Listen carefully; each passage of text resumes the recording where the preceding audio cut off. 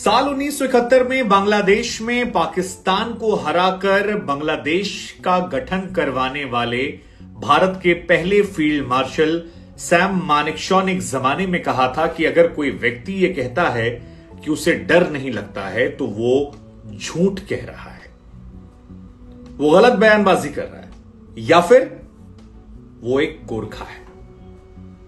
ये गोरखा शब्द का जिक्र आज हम इसलिए कर रहे हैं क्योंकि बीते 3 साल में भारतीय सेना में एक भी गोरखा शामिल नहीं हुआ है और गोरखा का इतिहास जो है वो 200 साल पुराना भारत के साथ है। गोरखा के ना होने से इसका भारतीय फौज और भारत की सुरक्षा पर कितना असर पड़ेगा यह समझने वाली बात है, क्योंकि 3 साल में किसी भी एक गोरखा ने भारतीय फौज को ज्वाइन नहीं किया। यह कहा जाता है कि मौत का कोई दूसरा नाम है तो वो नाम है गोरखा रेजिमेंट। बड़ा आसान सा नारा है, जय महाकाली आयो गोरखे वाली। तमाम फिल्मों में भी आपने देखा होगा, चाहे एलओसी कारगिल हो या बाकी फिल्में, जहां पर गोरखा रेजिमेंट इस नारे के साथ दुश्मन की फौज पर टूट पड़ती और ऐसा टूटती है कि दुश्मन को चारों खाने चित कर देती है। चाहे अंग्रेजों से लड़ाई हो, चाइना से लड़ाई हो या पाकिस्तान से भारत की लड़ाई हो, यह गोरखा रेजिमेंट है जिसने भारत को सशक्त सुरक्षित हमेशा रखा। लेकिन जय महाकाली आयो गोरखे वाली ये जो रेजिमेंट है, इसमें बीते 3 सालों में कोई भी जवान भारतीय फौज में शामिल नहीं हो रहा और यह बहुत चिंता की बात है, क्योंकि अग्निपथ स्कीम जब से आई है तब से नेपाल से लगातार जो भर्ती होती थी वो गोरखा नहीं आ रहे। दूसरी तरफ चीन की जो पीपल लिबरेशन पार्टी है चाइना में, वो लगातार कोशिश कर रही है कि ये जो गोरखा चीन के हैं, नेपाल के, इन्हें जैसे तैसे अपने यहां शामिल करा लिया जाए। और अगर ऐसा हो जाता है तो चीन की फौज बहुत ज्यादा मजबूत हो जाएगी, जो ऑलरेडी बहुत मजबूत है। और अगर आपको गोरखा के इंपैक्ट को समझना है तो आपको इतिहास के पन्नों में झांक कर समझना पड़ेगा। जब 1814 में नेपाल का युद्ध हुआ था अंग्रेजों के साथ, 1814 में 31 अक्टूबर देहरादून शहर से 5 किलोमीटर दूर यह लड़ाई शुरू हुई थी। उस वक्त नाला पानी के पास खंगला इलाका था। नेपाल तब एक बड़ा राज्य हुआ करता था और बड़ा देश हुआ करता था और उसके राज्य काफी दूर तक फैला था। अंग्रेजों के 3500 सैनिक होते हैं जो इस नाला पानी में हमला कर देते हैं किले पर गोरखाओं के। अंग्रेजों के पास तोप थे, हथियार थे, गोला बारूद, तमाम जो नई नई चीजें से वो सब थी। उधर गोरखा जो थे वो अभी भी आउटडेटेड थे उस जमाने में। धनुष बाण, पत्थर और जो उनका मेन फेवरेट हथियार खुखरी होता है, उसके साथ वो हमला करते हैं। और आपको जानकर हैरानी होगी कि एक बार नहीं, केवल 600 गोरखाओं ने 3 बार अंग्रेजों की फौज को चारों खाने अंग्रेजों के दांत खट्टे कर दिए। और आलम यह हो गया कि अंग्रेज परेशान हो गए, दुखी हो गए, इतना दुखी हो गए कि अंग्रेजों ने इस किले का पानी बंद कर दिया। ये बड़ी हैरान करने वाली कहानी हम आपको बता रहे हैं और बड़ी इंटरेस्टिंग कहानी है। इसके बाद करीब 1.5 साल तक युद्ध चलता है, अंग्रेज जीत नहीं पाते हैं और सुगौली में संधि होती, युद्ध समाप्त हो जाता है। ये वही संधि थी जिसके तहत नेपाल के कई सारे हिस्से जो हैं वो इंडिया, उसके बाद इंडिया में शामिल हो गए, क्योंकि गोरखाओं ने उस इलाके को छोड़ दिया था। नेपाल इस युद्ध में हारा नहीं था और यही वजह है कि नेपाल के बारे में कहा था कि इकलौता देश है जिस पर कोई कब्जा नहीं कर पाया। नेपाली सेना के कमांडर थे बलभद्र कुंवर। उन्होंने अपनी इच्छा से नाला पानी छोड़ा, वहां से चले गए और इसी की जाने के बाद ईस्ट इंडिया कंपनी ने इसको कब्जा कर लिया। 2 स्मारक बनाए गए, एक ब्रिटिश अफसर था जनरल गिलेस्पी, उसके नाम पर, और दूसरी जो कहानी थी वो थी बलभद्र कुंवर जी की, और उनके नाम के आगे इन्होंने कोट करवाया, कोट एंड कोट, वीर दुश्मन। अब आप सोचिए गोरखाओं की ताकत कि दुश्मन जो है वो भी बहादुरी कर रहा है। और अंग्रेज बड़े इनसे प्रभावित हो गए थे। उन्होंने कहा कि यार इनको भर्ती क्यों ना किया जाए। नेपाल से समझौता किया गया। 24 अप्रैल 1815 को एक नई रेजिमेंट बनाई गई और इसमें स्पेशली नेपाल के गोरखाओं को शामिल किया गया और इसके बाद से ही नेपाली जो हैं वो यहां पर शामिल होते रहे। लेकिन यह कहानी अग्निपथ के बाद से बदलने लगी। अग्निपथ स्कीम में गोरखाओं को लेकर क्लैरिटी नहीं थी और नेपाली सेना ने रोक लगा दी और अब 3 साल हो गया है। कोई 1947 में इंडिया आजाद होता है ब्रिटिश हुकूमत से। ब्रिटिश सेना के जमाने में 10 गोरखा रेजिमेंट थी और अंग्रेजों ने फैसला किया कि 10 में से 6 जो है वो इंडिया को दी जाएगी और 4 रेजिमेंट जो है वो चली जाएगी अंग्रेजों के साथ। लेकिन नेपाली गोरखा इतने खुददार थे कि उन्होंने जाने से इंकार कर दिया। इसके बाद भारत ने 11वीं रेजिमेंट बनाई 1950 में। कहा जाता है कि भारत जब रिपब्लिक हो गया उसके बाद गोरखा राइफल एक अलग से नाम दिया गया और यहीं पर इंडिया और नेपाल के बीच में एक समझौता होता है जिसमें गोरखाओं की एंट्री लगातार देखने को मिलती है। आज भी ये माना जाता है कि जो टोपी है गोरखाओं की वो निशानी है बलभद्र कुंवर जी की, जो उन्होंने देहरादून के पास हुए युद्ध में नाला पानी में पहनी थी और इसी वजह से होता है। इनफैक्ट भारत के गोरखा जवान जो है उन्होंने पाकिस्तान और चीन के खिलाफ जब युद्ध हुआ तो अपनी ताकत का लोहा जो है मनवाया था।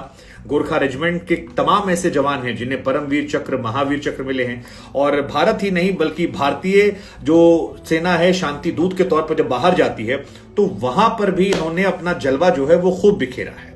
और गोरखाओं के बीच में एक लाइन बड़ी फेमस है कि कायर होने से मरना गोरखा होने के लिए फेमस है। लेकिन ये गोरखा जो है अब नहीं यहां पर आ रहे हैं और गोरखाओं का इन्वॉल्वमेंट और भी आप देखिए, गुरु गोरखनाथ ने गोरखा नाम दिया था तो वो भी एक बड़ा दिलचस्प, जो गोरखनाथ मंदिर भी वहां पर है।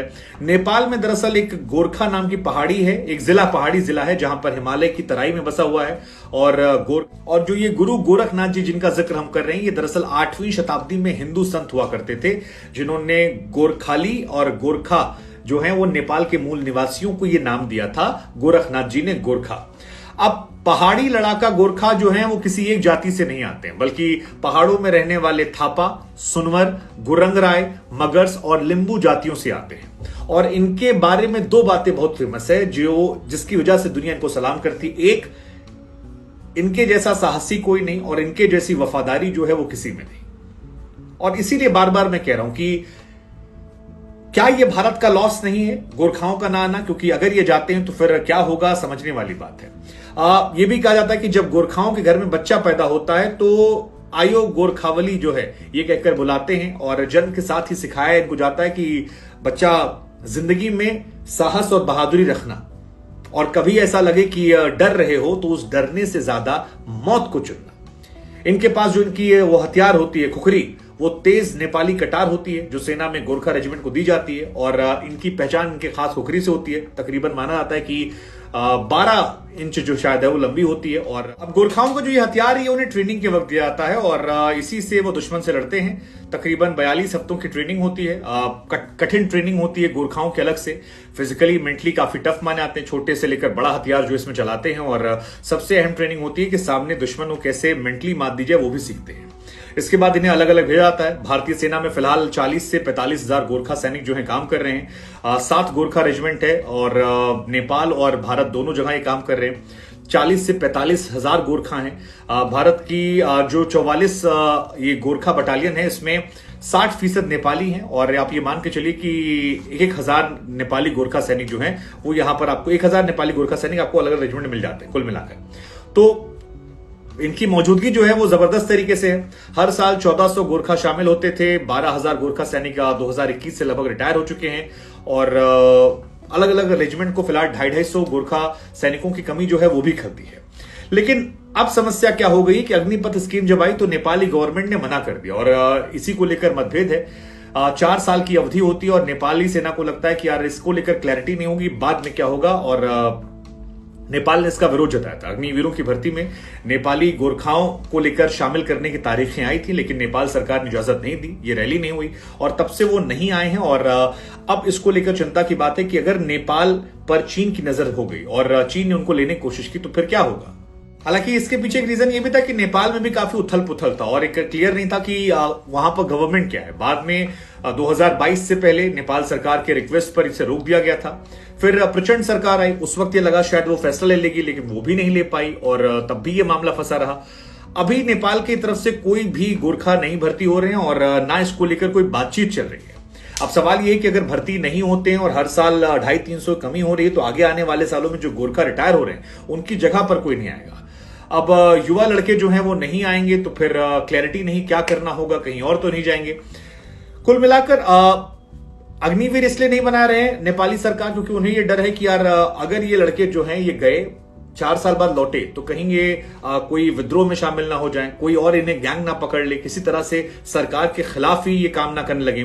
तो नेपाल गवर्नमेंट के मन में बहुत सारे डर हैं, बहुत सारे सवाल हैं और इसी वजह से वो नहीं भेज रहे हैं। अब इन सवालों को लेकर इंडियन गवर्नमेंट नेपाल गवर्नमेंट के बीच में बातचीत कब होगी, क्लैरिटी कब आएगी, ये नहीं पता लोगों को, और इसी वजह से सवाल जो है खड़े हो रहे हैं। अग्निवीर स्कीम ना होती तो शायद ये आते रहते। हालांकि भारत से जो ये स्पेस खाली हुई है, चीन कोशिश कर रहा है कि इसे बना ले, और लगातार वो कोशिश कर रहा है। नेपाल ने अभी उसे इनकार किया है, लेकिन चीन साम दाम दंड भेद आर्थिक लाभ हर तरह से कोशिश कर रहा है।